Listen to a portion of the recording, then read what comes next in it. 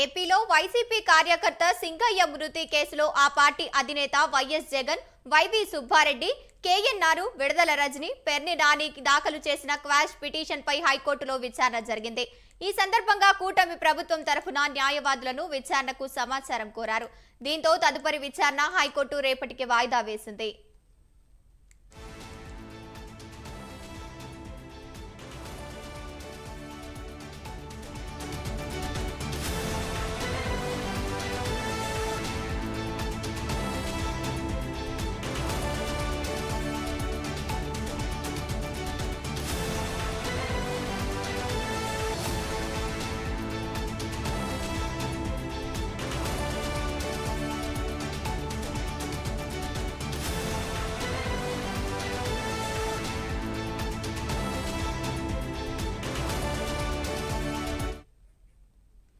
YCP కార్యకర్త సింగయ్య మృతి కేసులో కుట్రపూరితంగా తన పేరును చేర్చారంటూ మాజీ ముఖ్యమంత్రి వైఎస్ జగన్మోహన్ రెడ్డి ఏపీ హైకోర్టును ఆశ్రయించారు.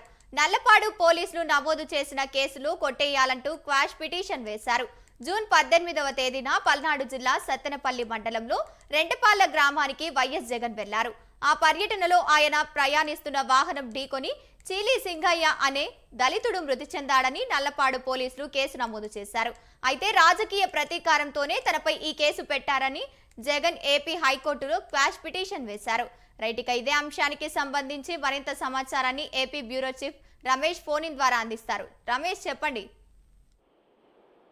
కస్బత్రి మాజీ ముఖ్యమంత్రి జగన్మోహన్ రెడ్డి సత్తెనపల్లి పర్యటనలో భాగంగా సత్తెనపల్లి వెళ్తున్నటువంటి సందర్భంలో సింగయ్య అనే వ్యక్తి జగన్ వాహనం కింద పడి చనిపోయారంటూ మాజీ ముఖ్యమంత్రి జగన్మోహన్ రెడ్డితో పాటు వైఎస్ఆర్ కాంగ్రెస్ పార్టీకి సంబంధించిన నేతలు వైవి సుబ్బారెడ్డి, పేర్ని నాని, విడుదల రజనీతో పాటు మరికొంతమంది పైన గుంటూరు జిల్లా నల్లపాడుకు చెందిన పోలీసులు కేసు నమోదు చేయడం జరిగింది. ఈ కేసులో జగన్మోహన్ రెడ్డిని ఏటూగా చేర్చారు. అయితే ఈ అంశానికి సంబంధించి మాజీ ముఖ్యమంత్రి జగన్మోహన్ రెడ్డి నిన్న హైకోర్టును ఆశ్రయించడం జరిగింది. గుంటూరు జిల్లా నల్లపాడు పోలీసులు తనపై పెట్టినటువంటి కేసు ఏదైతే ఉందో ఈ కేసును క్వాష్ చేయాలంటూ ఆయన పిటిషన్ దాఖలు చేశారు. ఇక ఈ పిటిషన్ పైన ఈ రోజు ఏపీ హైకోర్టులో విచారణ జరిగింది. ఈ విచారణ సందర్భంగా ప్రభుత్వం తరఫున న్యాయవాదులు తమ వాదనలు వినిపించేందుకు మరికొంత సమయం కావాలని హైకోర్టు దృష్టికి తీసుకువెళ్లారు. దీంతో హైకోర్టు ఈ కేసు విచారణను రేపటికి వాయిదా వేసినటువంటి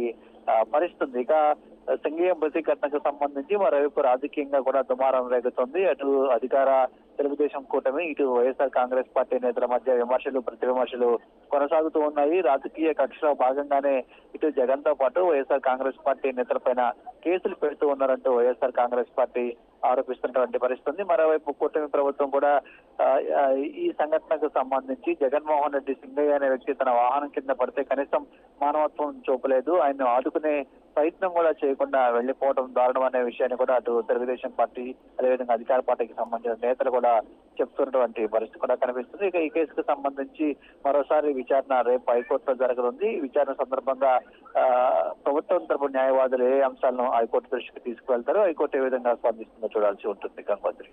రైట్, థ్యాంక్ యూ రమేష్.